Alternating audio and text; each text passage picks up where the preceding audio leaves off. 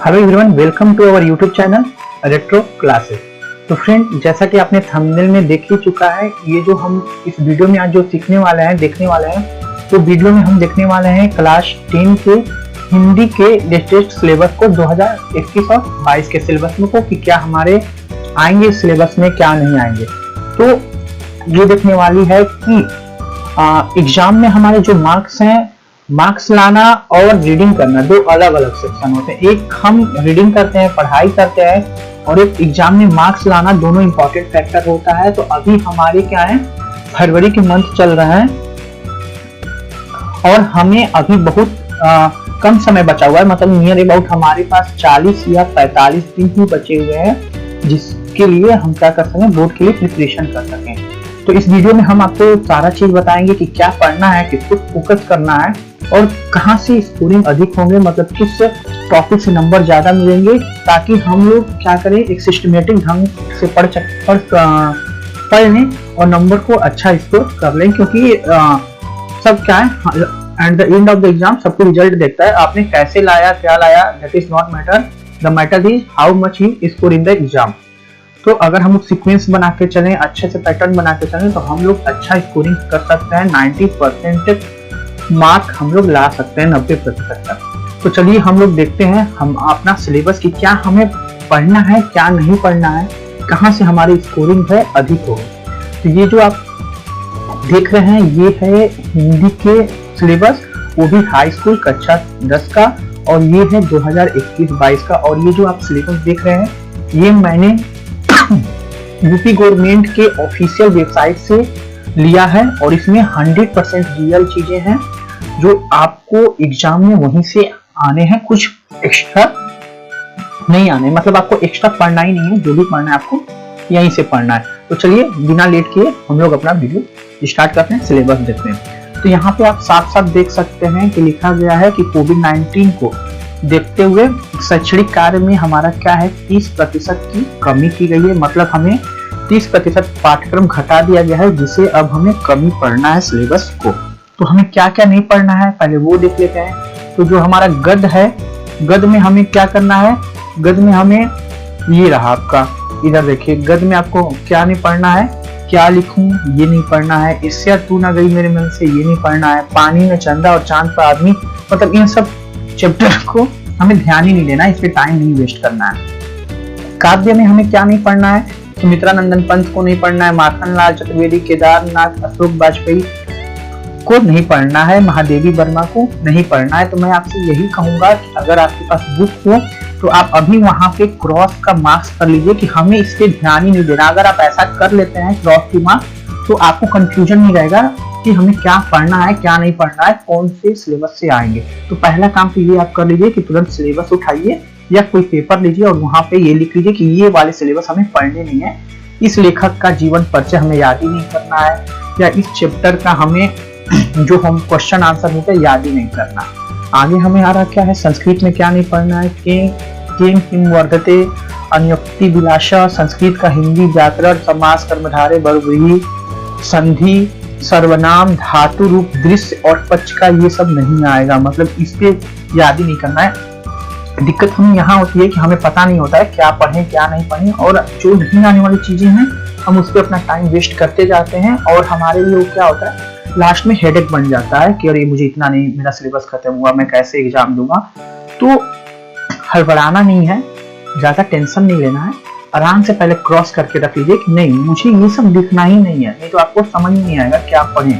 ठीक, तो ऐसे कर लेंगे तो आपकी टेंशन तो दूर हो गई कि भाई चलो इतना चीज हमें नहीं पढ़ना है। अब पढ़ना क्या है, वो यूपी गवर्नमेंट बता चुकी है कि आपके जो 70% पाठ्यक्रम है, उस 70% पाठ्यक्रम में हमारे आएंगे क्या, देखिए लिखा गया है साथ साथ उपयुक्त के अनुक्रम में, मतलब ऊपर को छोड़ के जो 70% पाठ्यक्रम है उसमें निम्नवत चीजें आएंगी। अब वो निम्नवत चीजें क्या हैं, देख लीजिए, यहाँ पे फिर से लिख दिया गया है, हिंदी विषय हाई स्कूल कक्षा 10। इसमें यह भी दिया गया है कि 70% अंकों की लिखित परीक्षा होगी और 30 अंकों की जो हमारे है विद्यालय स्तर पर प्रोजेक्ट कार्य होगा, और ये टोटल मिला के हमारे 70 + 30 ये कितने हो जाते हैं, 100 मार्क्स हो जाते हैं।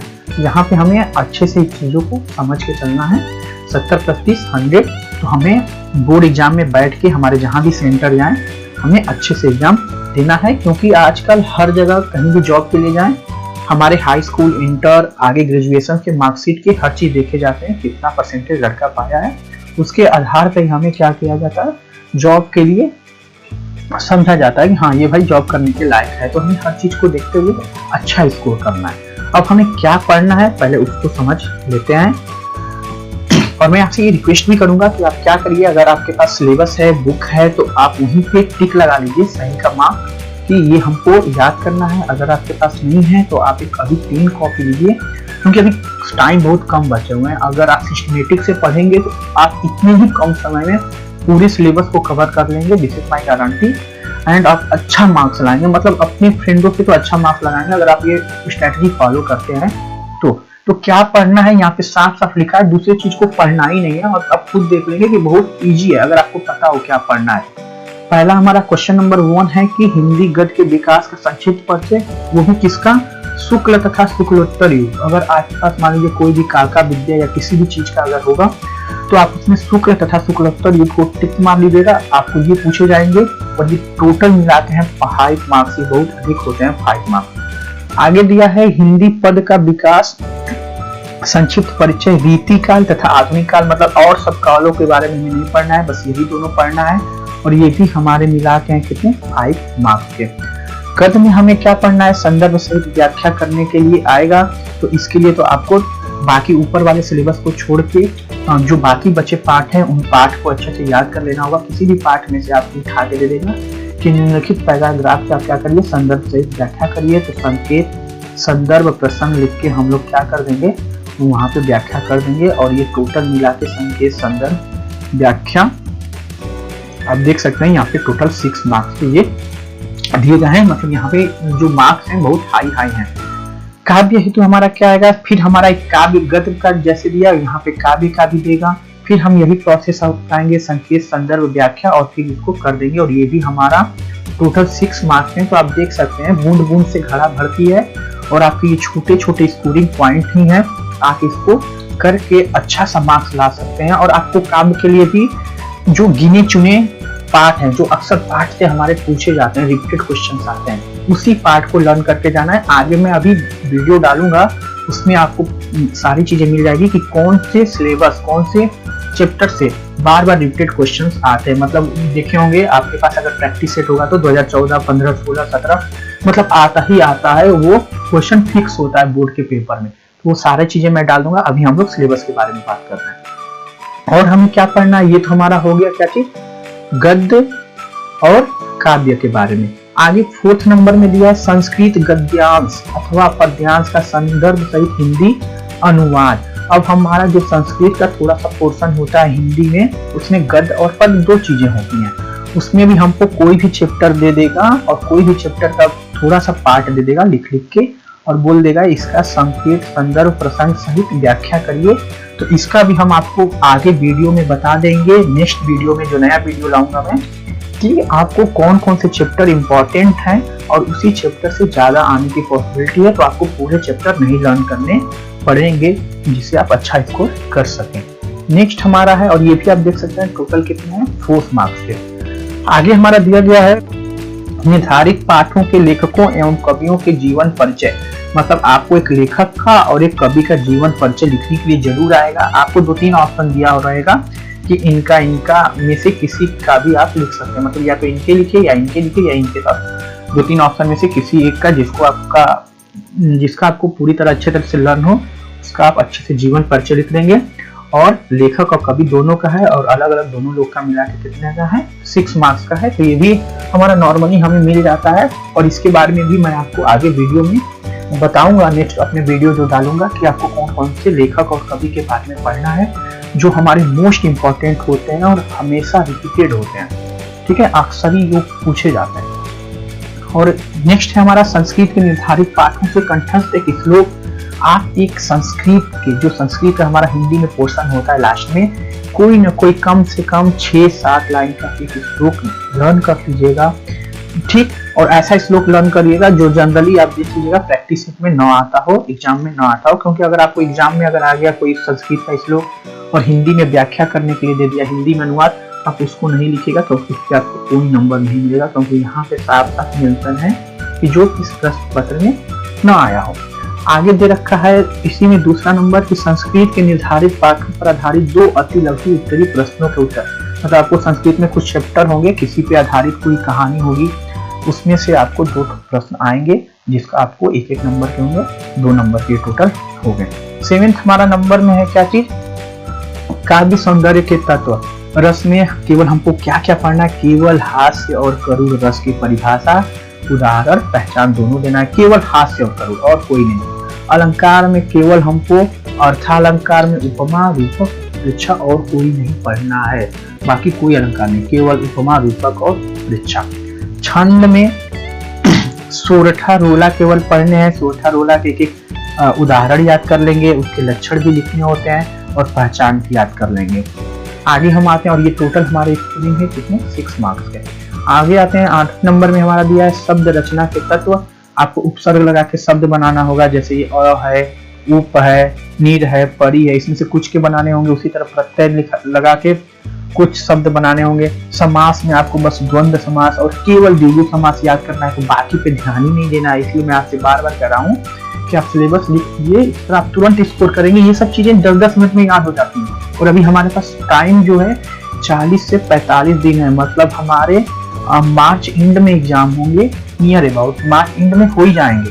मार्च एंड में नहीं होंगे तो अप्रैल स्टार्टिंग में फर्स्ट वीक में हमारा क्या हो सकता है, एग्जाम हो सकता है। और ये सब बहुत छोटे छोटे टर्म है जो आपको 5 या 10 मिनट में आराम से याद हो सकते हैं। तत्सम शब्द बहुत छोटे छोटे होते हैं, किसी भी चीज का परिभाषी सब छोटे छोटे होते हैं। और ये पूरा हमारा जो 8वां सेक्शन है, आप देख सकते हैं 8वां सेक्शन एकदम छोटा छोटा टर्म है, बच्चों वाला, जिसको मिला के हमारा कितना दे रहा है, 11 नंबर, सबसे अधिक मार्क्स है।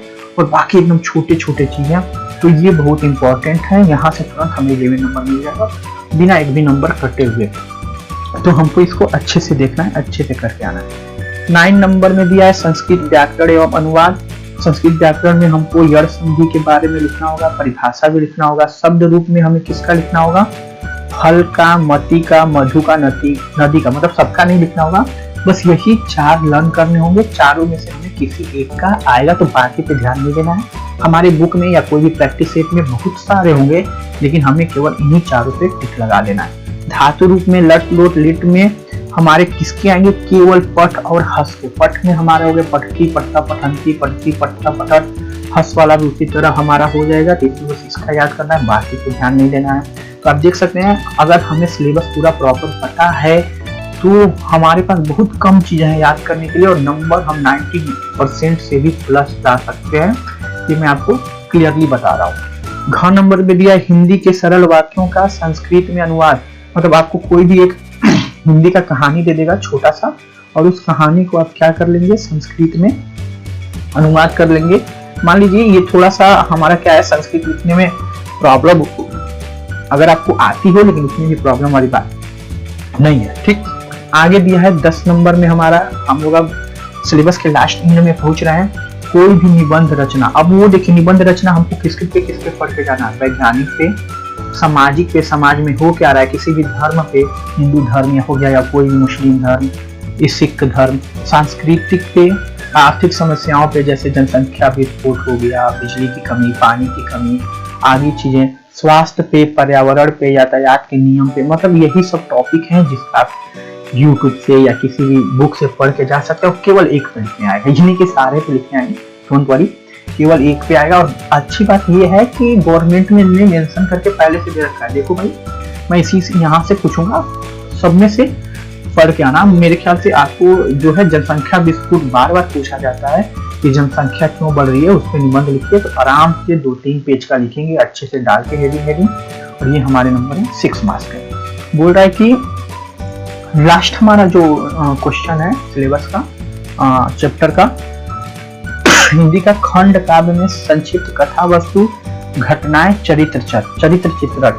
मतलब हमको किसी भी का चरित्र चित्रण दे देगा कथा वस्तु वाले पाठ के, ठीक। तो वो तो कहानी की तरह होता है, जैसे हम लोग कहानी सुनते हैं, अच्छे से लिख देंगे। और ये हमारे होते हैं 3 मार्क्स का। तो आप ये देख सकते हैं कि ये हमारा क्या था, टोटल 70 नंबर में ये हमारी टोटल चीजें थी। 11 नंबर क्वेश्चन तक ये नीचे कुछ नहीं है, नीचे ऐसे उसने दे रखा है इसने क्या क्या लिखा है क्या नहीं लिखा है। तो बाकी यही सारी चीजें थी जो आपके क्या होंगी एग्जाम में आएंगी।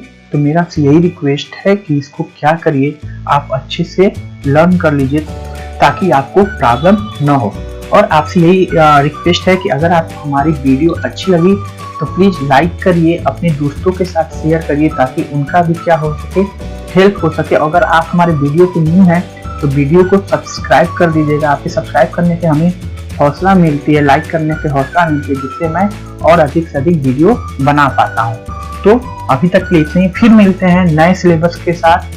अब बाकी सब सब्जेक्टों के इंग्लिश हो गया, मैथ हो गया, जिसका लिंक आपको डिस्क्रिप्शन में या प्ले लिस्ट में आपको सबके सिलेबस के बारे में डिटेल में मिलेंगे, एक्चुअल मिलेंगे, 100% रियल मिलेंगे। अभी के लिए इतना ही, फिर मिलते हैं नेक्स्ट वीडियो में। Thank you very much for watching this video.